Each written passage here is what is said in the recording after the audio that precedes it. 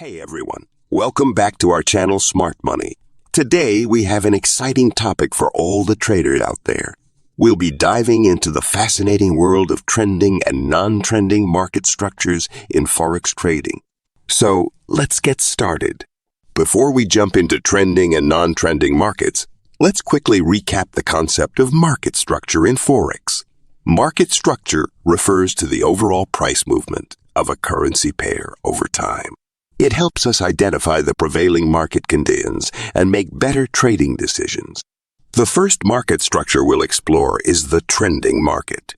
In a trending market, the price of a currency pair moves consistently in one direction over an extended period. This movement can be upward, which is also called bullish trend, or it can be downward, which is also called as bearish trend. As you can see from the chart, a trending market creates higher highs and higher lows in bullish trend and lower highs and lower lows in a bearish trend. Now, let's move on to non-trending markets, also known as ranging or sideways markets. In a non-trending market, the price moves within a confined range with no clear direction. In this chart, you can see that the price is moving horizontally between support and resistance levels. So, from trending and non-trending chart behavior, we can divide market structure into 4 phases.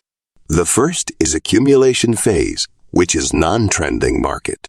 The second is bullish phase, which is trending market.